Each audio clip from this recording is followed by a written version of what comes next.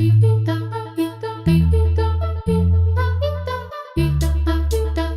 what's happening, guys? Welcome to Comics Obscurity. This is the channel where we talk about some of the more obscure facts surrounding your favorite Marvel, DC, and we're going to deal with some Image. We're going to deal with some, maybe dip into some Valiant. We're going to go back to the 50s and the 40s. We're going to talk about some, Swamp Thing in the DC universe. We're going to talk about John Byrne, Fantastic Four, just a whole list of stuff for the younger fans who may not know some of these details. In this first video, we're going to talk about Tony Stark, Iron Man, and his new replacement, Riri Williams.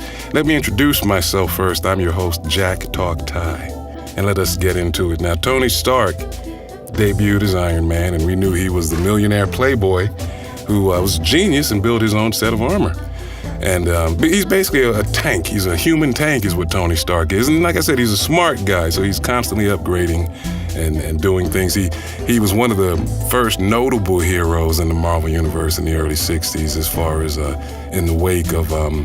Before that, Marvel was doing a lot of horror comics and romance comics, that type of thing in the 50s, because the comics with the superheroes had fallen out of favor. So when they brought Iron Man and the other guys to the forefront in the early 60s, these guys formed a team that many of you are familiar with, known as the Avengers. We see them here with Tony in his original gold armor. And for a while, that's just what it was. It was Tony, and you may not know, right now in the Marvel Universe, Tony's identity is known to the world. Everyone knows Tony Stark is Iron Man. Back then, it was different. Tony was the millionaire inventor, and Iron Man was his bodyguard, as far as everyone knew. He also used to carry his armor around in a briefcase. That's what he would do. He'd have to actually go somewhere and change into his armor. And, so a lot has been updated with Tony. But at one point, he was tired of being Iron Man. It was putting a strain on his heart. You may remember, as part of his origin, his heart was damaged, and it was putting too much of a strain. He hadn't upgraded his armor, or I think he's had a heart transplant since then. At some point in the 80s, they did away with the whole heart problem thing. So Tony wanted to... At this point in the 70s, he still had the heart issue. He wanted to take it easy and not have to risk his life being Iron Man. He had a couple of fights that went bad, and he almost died. So he ended up giving his armor to a brother named Eddie March. We see Eddie here, and Eddie is a boxer who looked up to Tony. He looked up to Iron Man, I should say. His nickname in the ring was Iron Man. That's what people called him, Iron Man, because he was like the Armored Avenger in the ring. And Tony knew him through his friend Happy Hogan. Now, Happy Hogan, you may know from the movies. We see him here. He's portrayed in the movies by actor Jon Favreau, plays Happy. And at the time, Happy was Tony's right-hand man. He introduced Eddie and Tony. Eddie ends up becoming Iron Man. Now, this is the first guy Tony gave his armor to take his place. It's of note that Jon Favreau's character, Happy Hogan, has also worn armor as well. But Eddie was the first official guy to wear that armor and take on the role of Iron Man. Very short-lived. He took some damage. He got beaten pretty bad in a fight.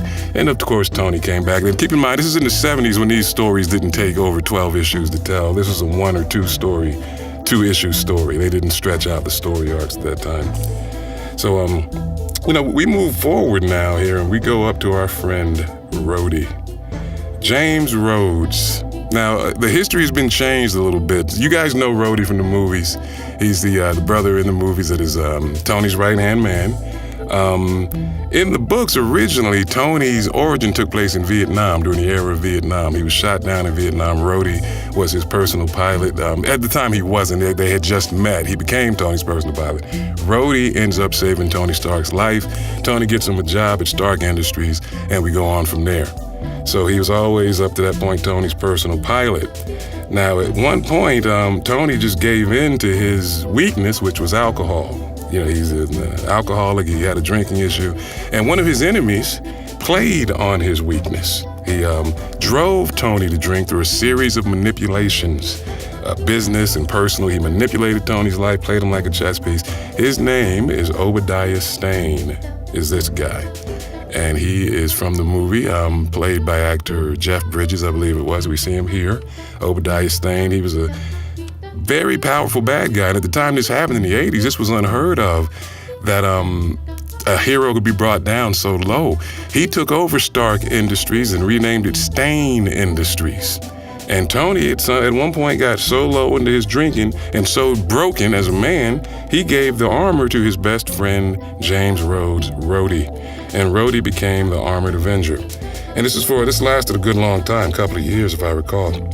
I was reading this as a kid, and it was one of my favorite storylines, seeing this major Caucasian, white male at Marvel, major character at the time. Even, I wouldn't say he's more so today with the movies, but even back then he was a popular character. And he gives his role over to a black man, which was just great for me as a kid to see that. And it was a very well-written and beautifully drawn story with Luke McDonald, I recall, doing the artwork. And I just was a fan of how they did it. You got to see Rhodey learn how to use the armor. But this is around issue 169, and 200 was coming up. So if you were reading comics around that time, you will remember. See, nowadays comics don't get to issue 200. They're 12-issue runs or 6-issue story arc, and then we go back to a new number one every year, it seems. Back then, comics went the distance. And you knew that when we got to an issue 100 or an issue 150 or issue 200, you knew something special was going to happen. So a lot of us kind of knew Tony was going to come back by issue 200. And that is indeed what happened. He got himself on his feet and he started out just tinkering around with armor. And he built his armor, which ended up becoming one of my favorite armors here that we see, this red and white armor that Tony wore. And the only reason it was one of my favorites because at the time this came out, it was just a mind-blowing thing. The whole storyline was great, seeing Rhodey rise up and take over as Iron Man, and then seeing Tony rise up and get himself together and reclaim his spot with brand new armor. It was red and silver. I think it was called Silver Centurion armor, I believe it was. I may be wrong on that. You can correct me in the comments below if I am. But that's Tony came back, and we see here that armor is. Rhodey went on to become War Machine, and many of you will remember him from the video game, what was it, Marvel vs. DC. He's the guy that, the second game I believe he was in. He's in the white and gray armor. That is War Machine, Rhodey. Now, unfortunately, currently in the Marvel Universe, Rhodey is no longer with us. He passed away in a very lackluster and much maligned event called Civil War II, which really served no purpose other than to kill off a lot of the long-standing characters and replace them with younger parallels, and it just wasn't a very well-received story. But, Rhodey was killed off. Now, the nature of comic book heroes, some writer at some point is going to come along and have a story idea with Rhodey, and he's going to bring Rhodey back. That's just how it happens. Captain America may get shot. He's going to come back. Bruce Banner, the Hulk, is currently dead. He will be back at some point. That's just the nature of it. So we know at some point some guy's going to bring Rhodey back, and we'll have our War Machine back. But as of this moment, he's no longer with us. All right, and our last person here, we see Miss Riri Williams. She's the current. Her name is Ironheart, and she's a young 14-year-old MIT student, I believe, genius IQ, who basically built her own set of what looks like War Machine armor. This happened pretty much immediately after Rhodey was killed. And current events, Tony is not in the physical world with us. He's not quite dead, but he's not quite mobile. And he has downloaded his consciousness into a AI, a holographic artificial intelligence. I guess it's a real intelligence since it's Tony running it. And he serves as Riri's AI, her guidance system for the armor. So Tony is still around. He is guiding Riri Williams, and she is our current wearer of the armor. We see her here with some of the younger, newer heroes of the Marvel Universe. She fits right in with them. And I can honestly say, I think even when these older characters do return, when we do get Thor, his hammer back, and we do get Tony, back with his latest armor, these characters are kind of popular, and I think most of them will stick around, including Riri. They put a lot into her. I can even see Riri popping up in the movies. You guys, what you could do, if you have any thoughts on these characters, or you remember someone else, some others. There's I haven't mentioned everyone. There's Arno Stark, Tony's brother, who wore armor in the year 2020, which is coming up. He's the Iron Man of 2020, so we'll see what Marvel does with that. That concept was introduced back around 1984 in the Machine Man limited series, where we first met Arno Stark. And at that time, 2020 was a lifetime away.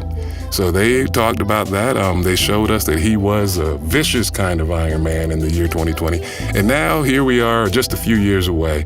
And Arno does exist in the Marvel Universe. They brought him in a couple years ago. So we'll see what they do with Arno in the year 2020. A lot of us are expecting to see him wear his armor. And we also assume Tony will be back in his suit by then. So if you guys enjoy Comics Obscurity, where we go back and look at some of these things, leave us a comment below.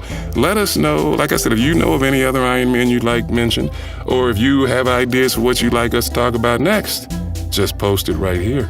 And I am your host, Jack Talk Ty. I enjoyed spending this time with you, and I hope to do it again soon. Be good.